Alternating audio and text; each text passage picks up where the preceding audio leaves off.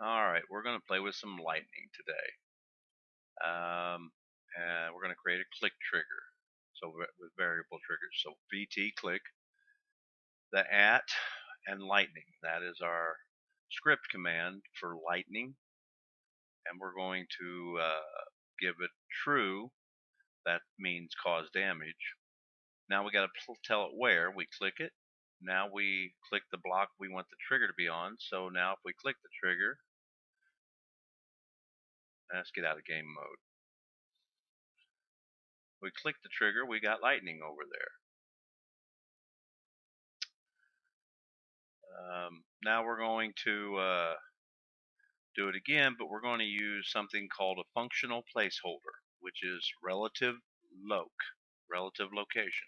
Inside of it, we're going to have two arguments. The first one is the actual starting location. We're going to use a placeholder called trigger loc. That's the actual location of the trigger itself, wherever it is in the world.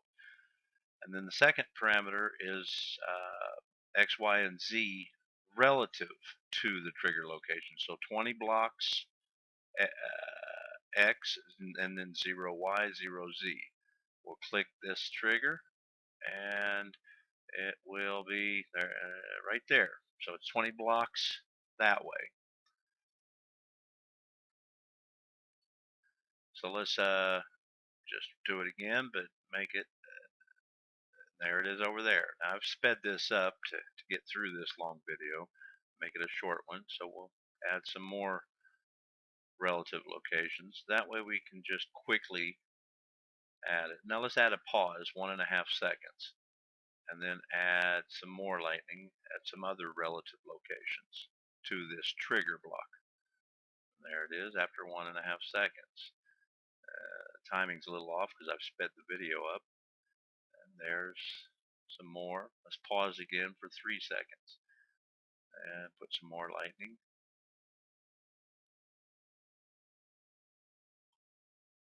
And some more. Let's go to night. Let's check this out. Slow it down. And you can't see me clicking it. I'm right clicking it, but I could left click it if I wanted to. I just right click a lot because I create the trigger with the right click. But we've got lightning spreading everywhere. We could just click it a whole bunch and it's going to do some lightning pause, do some lightning pause, and each script, each time you clicked it, you created a separate running script interpreter. So each script is running separate. So we've got several running for a few seconds. Put this fire out.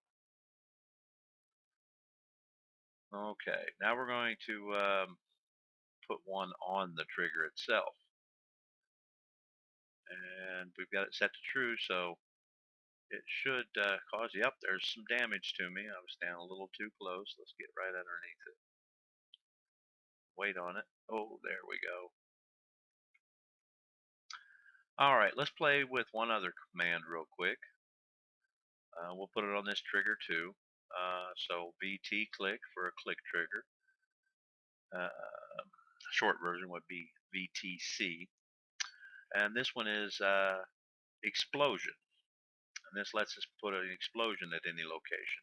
With a power is the first argument, and the power is a range of 0 to 4, and that is a double, so it can be 1.5 or 2.3, 0.5.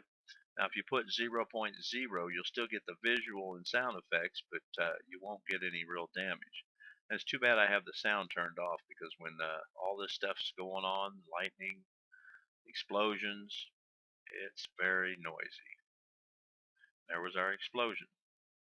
Now remember, we just added it to that trigger, and it already had a few pauses, and so it had to go through those pauses before it hit that line on the script.